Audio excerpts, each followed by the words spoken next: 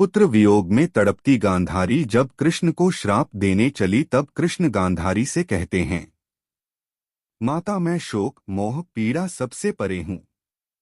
न जीत में न हार में, न मान में न अपमान में, न जीवन में न मृत्यु में, न सत्य में न असत्य में, मैं किसी में नहीं बंधा हूँ माता है। काल महाकाल सब मेरे दास हैं, मैं उन्हीं से अपने कार्य सिद्ध करवाता हूँ। हे माता युद्ध अवश्यंभावी था, जो चले गए हैं उन पर शोक मत करो बल्कि जो हैं उन्हें स्वीकारो माता। वर्तमान को स्वीकारो माता, भूत दुख का कारण बनता है।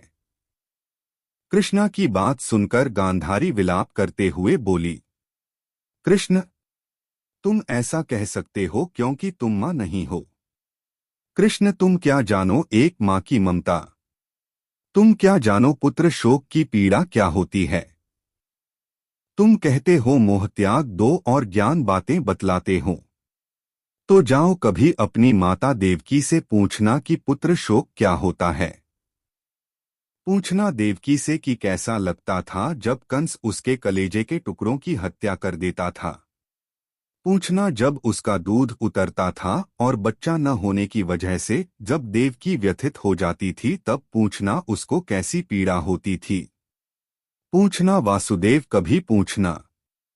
ऐसा कहकर गांधारी धम्म से धरती पर गिर जाती हैं। फिर कृष्ण गांधारी को संभालते हैं, उनके आंखों से निकल रही अश्रुधारा को पोंछते हैं। गांधारी फिर रोते हुए रुंधे रुंधे कंठ से कहती हैं कि कृष्ण तुम्हारी माता ने तो 6 पुत्रों को खोया है, परंतु मैं अपने 100 पुत्रों को खो चुकी हूँ। कृष्ण कृष्ण गांधारी को पुनः समझाते हुए कहते हैं, परंतु माता कौरवों ने वही मार्ग चुना जिसमें उनका पतन निश्चित था। अब मैं किसी के कर्म क्षेत्र पर तो अधिकार नहीं जमा सकता, कर्मों का फल तो भोगना ही पड़ता है माते।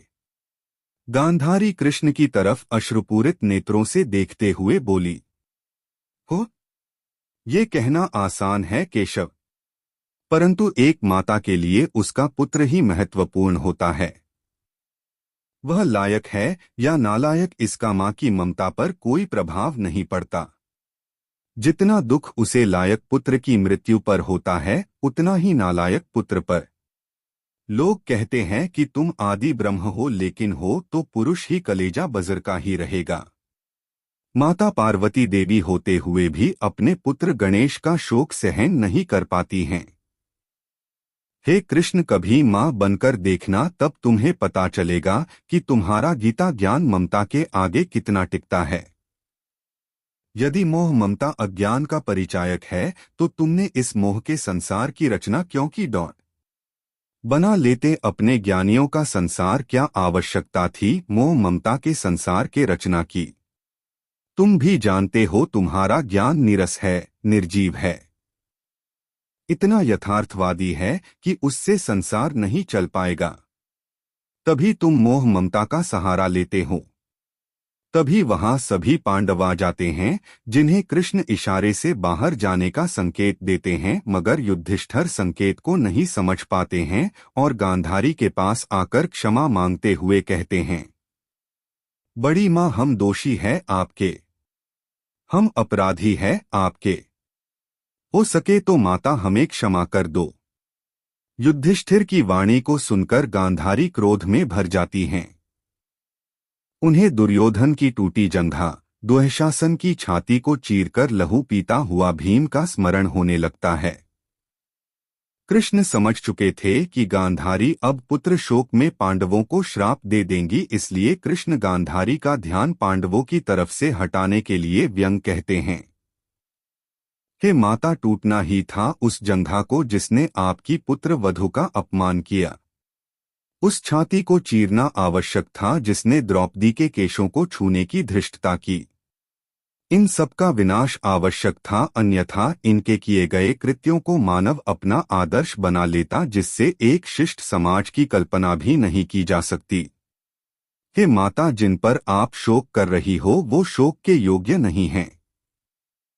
कृष्ण के कहे वाक्यों को सुनकर गांधारी क्रोध से तपने लगती हैं और कठोर वाणी में कहती हैं, हे यादव, हे माधव, मैं शिव भक्तिनी गांधारी अपने पतिव्रत धर्म से एकत्रित किए गए पुण्य शक्ति से तुम्हें शाप देती हूँ।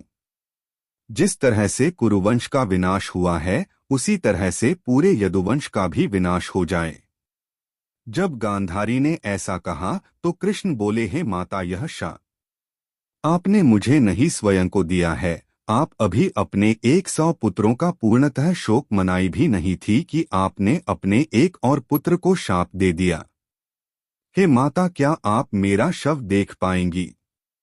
माते, मुझे आपका शाप स्वीकार है, क्योंकि न तो मेरी मृत्यु होती है और न ही जन्म, न ही मेरा इस शरीर से कोई प्रेम है। माते, आपका इस शरीर से प्रेम है और आपने शाप देकर स्वयं को फिर दुहक सागर में डुबो दिया। कृष्ण की यह बात सुनकर गांधारी को अपने किए पर पश्चाताप हुआ और बोली, हे गोविंद, कुरुवंश को नहीं बचा पाए मगर यदुवंश को ही बचा लो। मैं तुमसे भिक्षा मांगती हूँ। हे माधव, अब मैं अपने और पुत्रों के शव नहीं देखना चाहती। कृष्ण गांधारी से कहते हैं, हे माते, न मैंने कुरुवंशियों के कर्म पर अपना प्रभाव जमाया और न ही मैं यदुवंशियों के कर्म क्षेत्र पर अपना प्रभाव स्थापित करूंगा। यदुवंशी भी अपने कर्मों का भुगतान करेंगे जैसे कुरुवंशियों ने किया। हे माता, मैं किसी भी स्थिति में धर्म का त्याग नहीं कर सकता। जय श्री राधे कृष्णा।